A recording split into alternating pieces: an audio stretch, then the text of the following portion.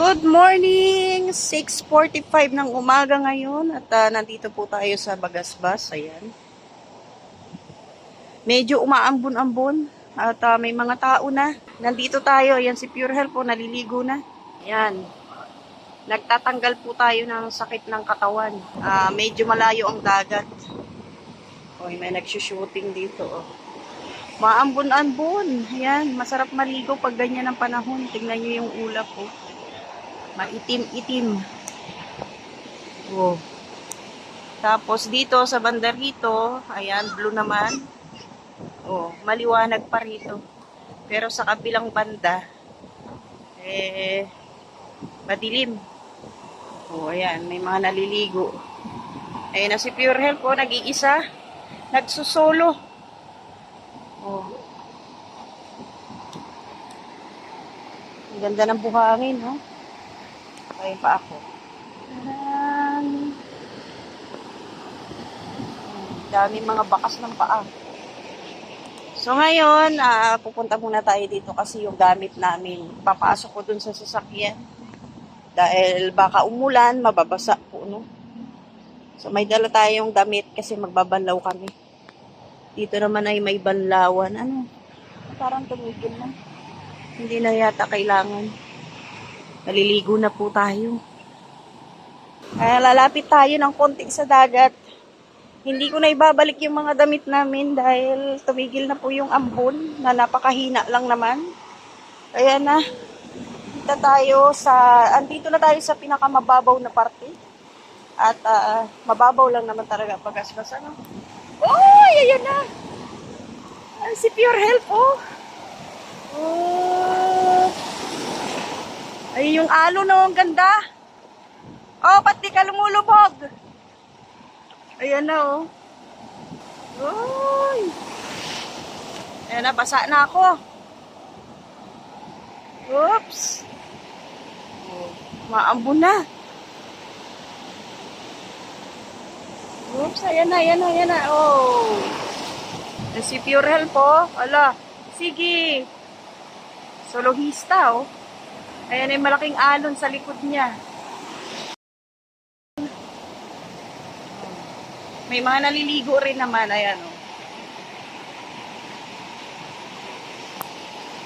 May kanya-kanya tayo rito mga trabaho sa buhay. Ayan. Oh, may pamilya. May barkadahan. Uy, nako, basa na po tayo.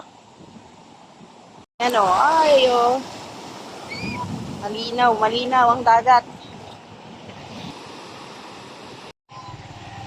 Pagkatapos naming maligo sa dagat, ito, kakain naman po kami dito sa, ano to, kantin. Lugawang kantin. May siomay din siya eh. Gusto mo siomay? Ayaw. Gugutom na raw siya matapos siyang magpatianod dun sa mga alon eh. Nag-isang oras ba tayo maligo? Mahigit. Ang ganda kasi ng panahon, hindi mainit. Makulimlim lang. 6:30 lang tayo dumating. Anong oras na ngayon? Nasakto pa sa doon. Pagkatapos namin magbanlaw, oy, diretso tayo dito. Pero hindi dito yung kinakainan namin dun sa kabila. Wala yatang pananday. Sarado. Dito tayo, waiting tayo sa lugaw. Sinikmura din ako. Gusto mong kape? Meron na to sila dyan. Ano? Ate, may kape kayo? Kape? Anong gusto mong kape? Black? Ipon, halimasa, Oy. Ano to? kalaso. Hello. Hello. Pangagot yun. Ano, Pure? Gusto mo? Yung itlog ko na kay Pure Health. Ayan, nalugaw tayo. O, bumili tayo ng pinya. Isda. Panira. Tsaka 1/4 na hipon. Sabi ni Pure Health, bawal kasi siya nito. Kaya konti-konti lang. May isda na rin tayo. Ayan. Hindi na tayo makikipagsiksikan dun sa palengke. Kainin yung hipon. Yung hipon. Kainin niya yan. Ba, binalik niya, nahiya. Oh. Wala na naman yan eh. Ayoko ng pula. Kumakapit sa lalamunan. Agad-agad. Talagang dito ka na nag-almusal, Pure. May pakapi-kapi pa siya, oh. Oh, init. Init. Pambira. Ay, di mo hinipan. Sobrang init. Buti na lang. Handa. Lagyan mo ng tubig. Sobrang init ngayon. Wala nang tubig. Ayun, parang. Ito, bumili po tayo ng hipon. Ayan, mamaya magpapansit tayo. So, ang gagawin natin, tatanggalin natin yung ulo at saka balat. So, eto may nagawa na po tayo. Tinanggal natin yung ulo at ito na po yung ating nabalatan.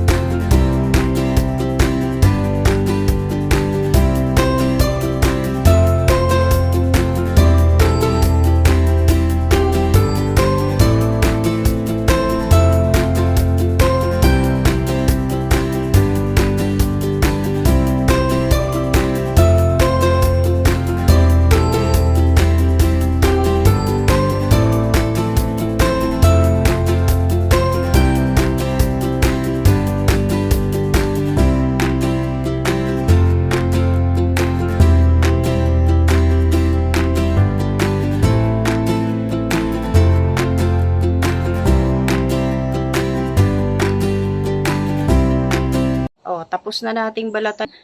Ngayon, lalagay muna natin sa ref kasi hindi pa naman natin iluluto. Ngayon, ito naman po ililinisan natin yung binili rin nating isda. O, ayan. Kakaliskisan natin. Ano? Yun, no? O, syempre, bumili tayo ng pangkaliskis, di ba?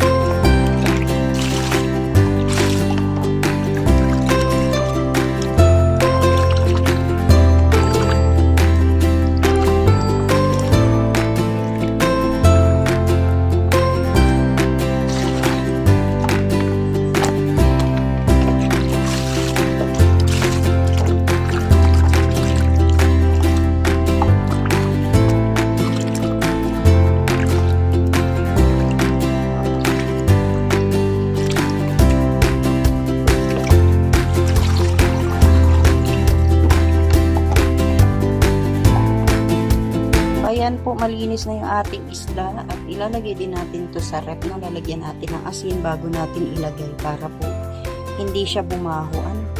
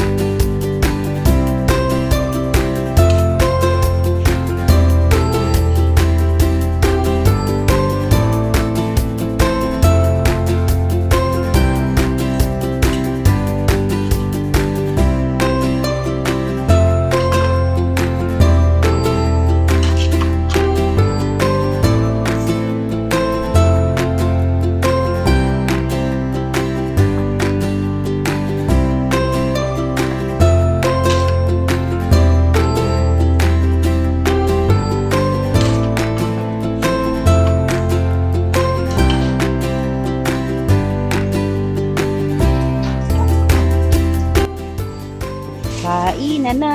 Anong oras pa lang, di ba? Basta na ba? Order. Ito na po yung isdang binili natin kanina. Diba? Tapos ito na yung pinya. Tama lang ang presyo, 10 piso lang. Ang laki.